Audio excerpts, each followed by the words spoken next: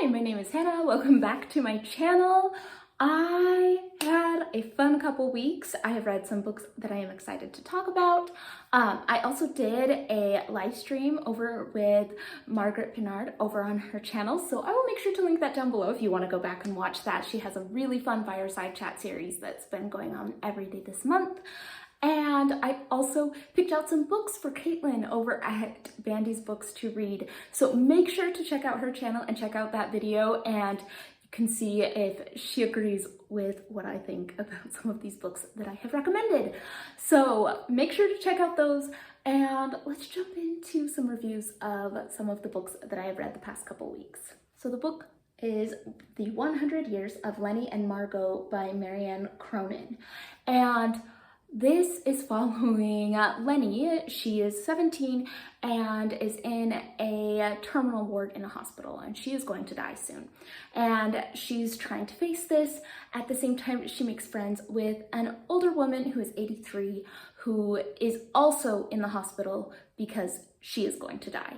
So they are making friends. They're getting together in this art class, and they realize that if they put their ages together, they have a full life, the full 100 years. So they decide to do an art project that documents each of the years of their 100-year life put together. I feel like there is a genre of books that's kind of that like terminal illness narrative that sometimes I feel like can be a little bit not great. Like sits funny with me, and I think it's because it's this kind of story that's supposed to be this pat on the back, like, at least I'm not in their situation, and oh, look how brave and inspirational these people are. There's that kind of vibe that I get in certain books that deal with some of these topics. Now, I feel like this one, for the most part, did okay, not falling into some of those kinds of tropes, but Lenni's story wasn't my, favorite story. I don't know if I really connected with it in a super deep sort of way, but I really, really loved Margot's story. It wasn't the craziest story, but just those little snapshots of her life were really beautiful, and just that sense of, missed connections, missed things that could have been that weren't, but that wasn't what was important. It was like building her life from the choices she made. I don't know, I thought that Margot's story was just really beautiful, so I really connected with that. Overall, I enjoyed this book a lot, and I liked the idea behind it. So if you like this kind of book, I think you'll really enjoy it, and even if you don't, I think you could get some things out of it from the different characters' stories. It's not just a hospital dying narrative, it's a celebration of the lives that they did have, and so I really did enjoy this overall. It ended up being a really good read for me. All right, I have thoughts on this book. I read the book Horse by Geraldine Brooks. This is following a few different storylines. We have our modern day storyline where there is a Black man who finds a painting of a horse, and he takes it to the Smithsonian, and there's this woman who works at the Smithsonian, and there might be some sort of relationship going on there, and you kind of deal with that aspect. Then you have in the 50s, a woman who is an art collector and how she stumbles upon this painting.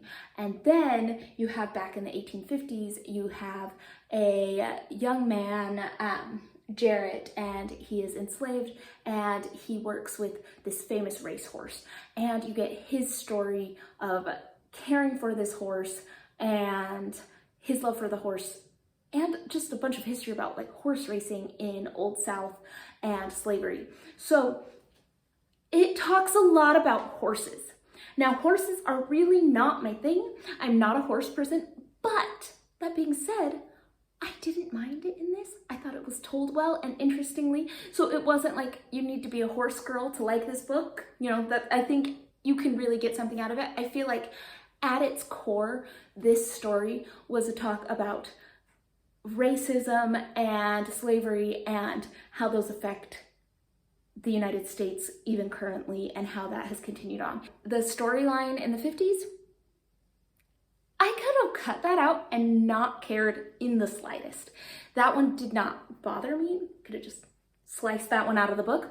But what I really, really enjoyed was seeing the characters in the modern day. So we have Jess and Theo, and seeing their relationship I thought was really well done and really interesting, because you kind of get this conflict because he is a Black man and he sees things that are offensive and that are hurtful to him, and she understands that those things happen, but he feels like he has to teach her all of it, and it's this constant like trying to work through things. Like he keeps coming back to her and keeps trying to make things work when this is a bit of a difficult relationship. You can see how it would be difficult to come together with these differences in how they're treated and how they view the world, but they're coming back together.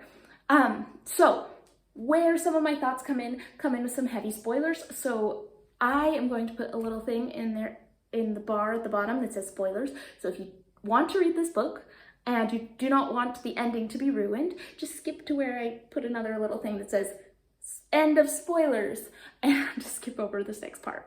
Okay, now if you're with me and you've read the book, this is what I was thinking.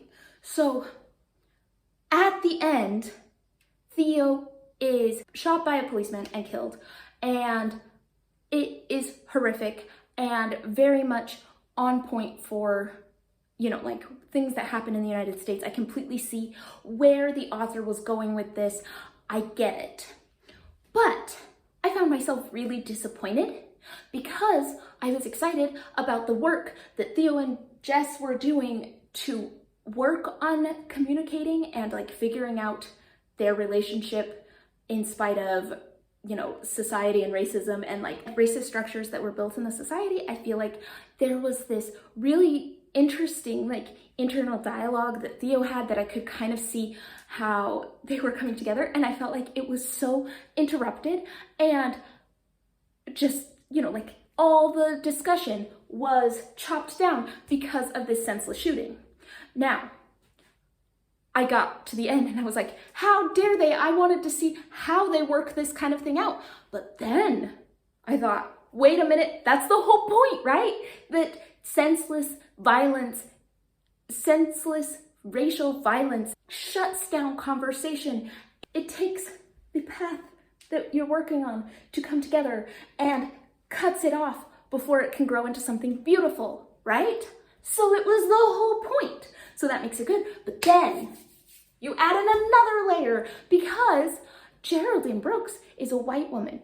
And so you can tell that she did a ton of research, and she talks about how she really, at the end, there's like an author's note, and she really did a lot of research to try to feel somewhat authentic to the Black experience. Now, did it come across as authentic somewhat to me? Yes, because I am also a white woman, but I feel like you can't separate that. I feel like she did a great job at really trying to have really good, well-balanced, well-rounded characters, doing her research. And at the same time, you have to realize that her background must have colored the narrative in some certain way. And so I'm just interested, if you have read this book, like it did leave me thinking a little bit. Just, you know, from the author's perspective, what was it doing? From a discussion on how people can get over racial differences, was this successful? If you read this book, I don't know why. It really kind of, I think it's gonna stick around in my head and bounce around a little bit because I went through all those feelings like, oh no, this is interesting. They're gonna work through this. It's all cut off. Why would the author do that? Oh wait, but that's how life is. And like, I went through all of those emotions and was dragged along. So anyways, end of spoilers. Overall, I thought that this book was very interesting and can leave you with a lot of things to think about. So I do really recommend it, but I wouldn't say it's like my 5-star read because there were some things that just didn't work super well for me. Like there was a whole storyline that I probably would not have missed. Although a lot of this book is based in real fact about racing horses and had characters that actually existed. I didn't need every single storyline some of them were a little superfluous. So overall, still really good book, would recommend. Now for just a 5-star amazing read that will tear your heart out, I read Not That Bad, Dispatches from Rape Culture, and it is a collection of essays by various authors, but it is compiled by Roxane Gay. And this book was so difficult to read, so hard to get through, but so good. And it showed such a varied and wide experience of rape culture from so many different people. So it had different people, their different sexualities, backgrounds, genders. It had a broad spectrum of experiences, and there was a big diversity in types of experiences. You might say levels of severity, but that's what this book is talking about, that even though you say no matter how bad your experience has been with rape culture, there is going to be somebody who has had it worse. You can say, oh, well, at least he only had a knife, he didn't have a gun. At least you didn't die. And you know what?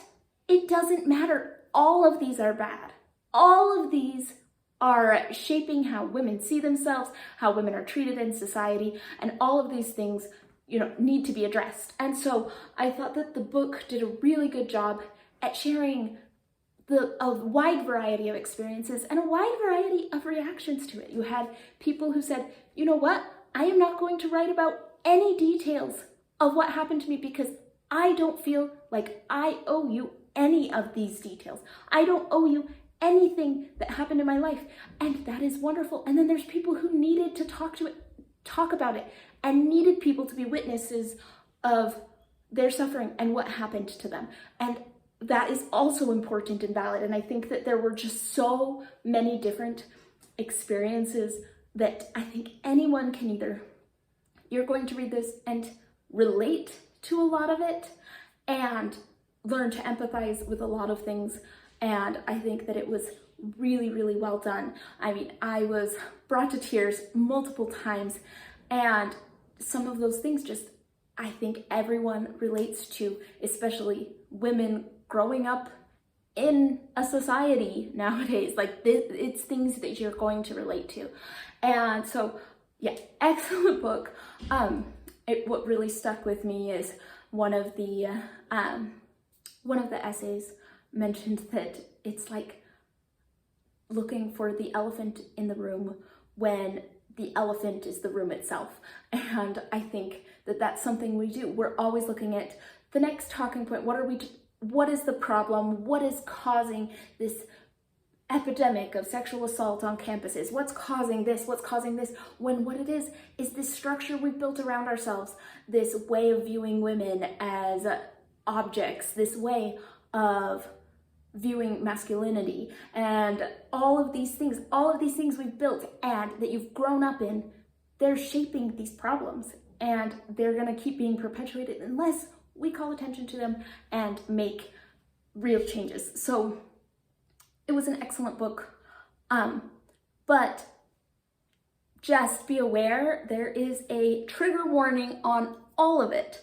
All of it is triggering, and all of it is a lot. So don't go into it unprepared, but do realize that if you want to understand a broader range of perspectives, and if you are living now, I feel like this is a good book for people to pick up to understand what people go through, and understand how things are affecting you. You think, oh, well, what I've been through is not that bad because I didn't do that. But what this book is saying is it all is.